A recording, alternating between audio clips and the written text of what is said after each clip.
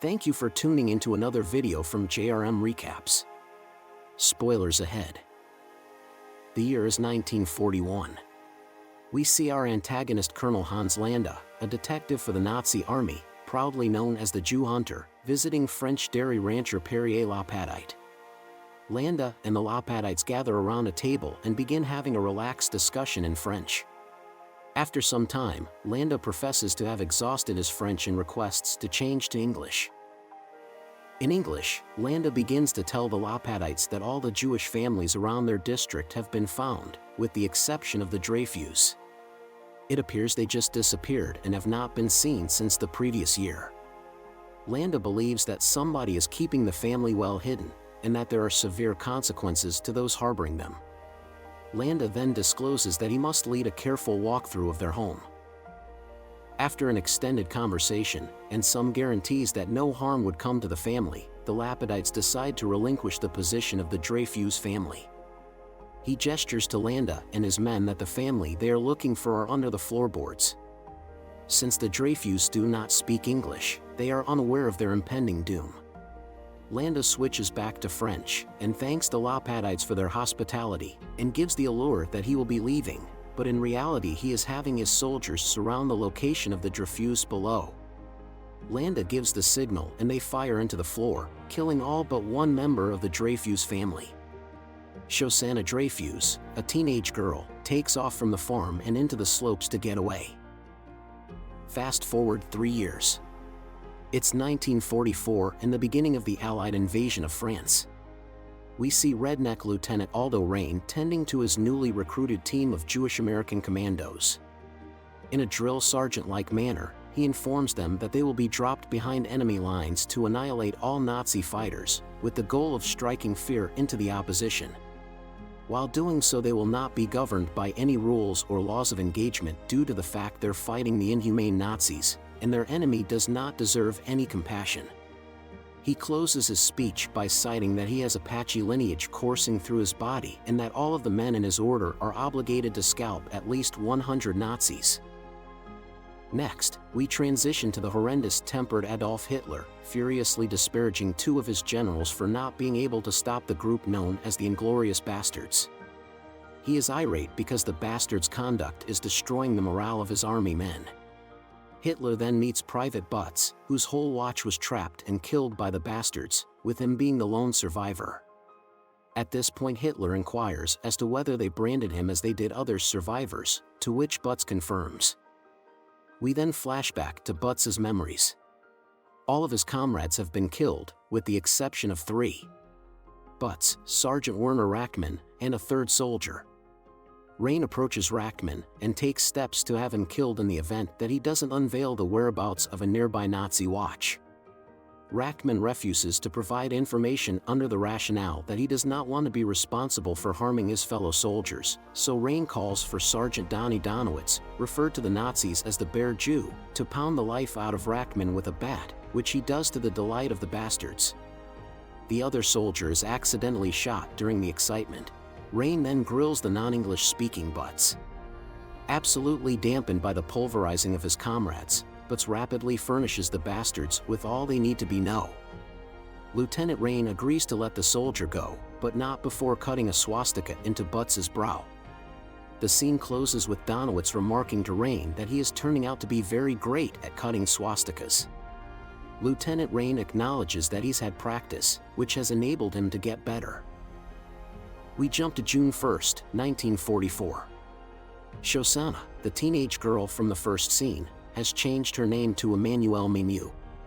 She has also turned into the proprietress of a movie theater in Midtown Paris. Frederick Zoller, a fame-seeking sniper-turned-entertainer whose exploits are being praised in the Nazi propaganda film, Nation's Pride, is captivated by Shosanna and convinces his people to hold the debut in her theater. Although Zoller is very open with his feelings for Shosanna, she does not respond the same way. Shosanna realizes that the presence of so many elite Nazi officials and officers provides a great chance for vengeance. She devises a plan to burn the theater down using the massive quantities of combustible nitrate film she holds in storage during the debut. We learn that nitrate film burns 3 times faster than paper and is less expensive than purchasing lots of explosives. It's so dangerous that the authorities will not let a film reel on any form of public transportation as a precaution. She and her sweetheart and assistant Marcel get to work on altering the 4th reel of Nation's Pride. Meanwhile, the British have learned of the Nazi arrangement to go to the debut, and they dispatch a British official, Lieutenant Archie Hickox, to Paris to lead what they call Operation Kino, an assault on the theater with the assistance of the Bastard and a German double agent, an actress by the name of Bridget von Hammersmark. Hickox meets with General Ed Fenwick and Winston Churchill, and is picked for the mission based on his knowledge of German movie producers. Bridget von Hammersmark orchestrates to meet Hickox and 2 of the Bastards, Wiki and Hugo Stiglitz, in the cellar of a French bar to organize their arrangements. To their surprise, the location is hosting an event. A German staff sergeant named Wilhelm is celebrating his newborn son and his transition into fatherhood with his fellow soldiers. One of the Germans starts up a discussion with Hickox and observes that his pronunciation is odd. Dieter Hellstrom, a major for the army, is in the bar too. He observes the odd accent as well. Hellstrom joins the group, orders the table around to drink, and decides to participate in playing a game with everyone. Unfortunately, Hickox blows his disguise when he orders 3 more drinks and puts up 3 fingers in a manner that is incorrect based on the region he claims to be from. This tips off the enemy immediately. A shootout ensues, lasting nearly 15 seconds long, and nearly killing everyone in the bar. Rain and a few of the Bastards show up, having waited outside the bar and presently alerted by the shooting, and find themselves in a stalemate with Wilhelm. Before Wilhelm can surrender himself, an injured Bridget recovers Hickox's gun and shoots Wilhelm because he learned that Bridget was working for the enemy. Rain takes Bridget to a nearby pet hospital where he takes her for medical therapy for her gunshot injury. He then begins to interrogate her. He sticks a finger into her injured leg, causing her to recount the sequence of events that took place at the bar and disclose details about Operation Kino. Rain chooses to proceed with the operation, and Rain picks 2 of his best men to carry out the plan.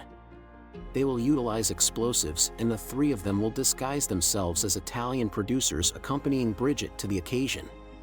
To make sense of the cast on her leg, Bridget will profess to have broken it in a hiking mishap.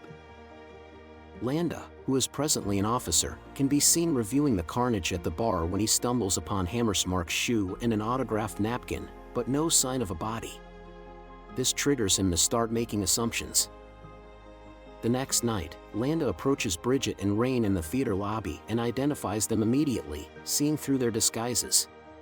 Once Landa gets Bridget alone, he questions her and makes her try the shoe he had recovered from the bar. It is an ideal fit. He strangles and kills her for treason and orders the arrest of Rain. As Rain is driven off in a truck, he discovers one of his men, Private Yudovich, has also been caught and is in the truck with him. While speaking with Rain and Yudovich in a nearby restaurant, Landa tells them that he is willing to switch sides. He states that 4 significant Nazi leaders must be killed to end the horrible war, and that they are at the movie premiere. He is ready to allow the assassinations to proceed, at a cost. He has no desire of ending the conflict just to be arrested for war crimes, so instead he wants to make an arrangement and proceeds to list his demands. Rain lets Landa know he can't approve his request, but mentions that his general can. Landa has his radio administrator assist Rain with connecting with his general, where Landa states the terms of his arrangement. He also reveals that he had established Rain's explosives in Hitler's booth at the theater. We as the viewer are now aware of 3 attempts against Hitler's life, Donowitz and Omar in the theater, the explosives placed in Hitler's box seat by Landa, and Shosanna's plot. Rain is put on the radio and is given his orders. In the interim, during the showing of Nation's Pride, Shosanna and Marcel are monitoring the projection room when he tells her the time has come. Marcel tells Shosanna that he needs to lock the auditorium and go behind the screen. As Marcel makes his way toward the auditorium, the 2 Bastards who were no captured, Donowitz and Omar Ulmer, leave their seats to find Hitler and complete the mission. Zoller decides to leave the auditorium and heads to the projection room to flirt with Shosanna. She sees him and quickly tells him to leave. Zoller pushes into the room and refuses to leave. Expecting to get Zoller's attention, she asks him to lock the entryway, dropping a subtle answer, "We don't have a lot of time." Soon as Zoller's back is to her, she pulls out a small firearm from her purse and shoots him. After checking the auditorium to ensure no one heard the shot, she hears Zoller moan and realizes he's still alive. When she turns him over, she is shot by Zoller, who had a concealed gun with him, and they both end up succumbing to their wounds. At the same time, Donowitz and Ulmer are setting up their ambush to take out Hitler's guards. Donowitz disguises himself as a server conveying a glass of champagne. The ambush goes off effortlessly and they kill the two guards and afterwards steal their automatic weapons. In the meantime, we see the changes Shosanna made to the fourth reel. An enormous picture of Shosanna's face appears on the screen and conveys a message to the crowd warning them of their impending demise, and how she, a Jew, will get her revenge. On her signal, Marcel flicks his cigarette into the heap of nitrate film behind the screen. The fire bursts through the screen, causing anarchy in the auditorium. Just then, at that point, Donowitz and Ulmer burst into Hitler's box seat and annihilate Hitler and the other Nazi leaders. As the film is overwhelmed in flames, Donowitz and Ulmer fire haphazardly into the audience underneath them. The explosives that Landa placed in Hitler's box seat finally go off, putting an end to the two bastards' reign of terror. Eventually the theater is engulfed in flames and no one is left alive. The following day, Landa and his radio administrator set off with Rain and Yudovich towards the American lines in Normandy, per their arrangement. At the American lines, he surrenders to Rain. Rain then orders Yudovich to bind Landa, and suddenly shoots the driver dead, requesting Yudovich to scalp him. Rain reveals that while he appreciates Landa's mischievous arrangement and every one of the perks he's secured for himself, he is upset that upon showing up in America, Landa expected to remove his German uniform and blend in with the American people without any consequence for the heinous deeds he committed as a Nazi official. Rain plans to solve that.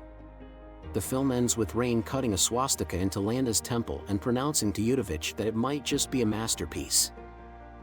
Thank you for watching our recap. If you enjoyed this video, please be sure to hit the thumbs up button and subscribe for future videos. Also, try some of our other videos displayed on screen.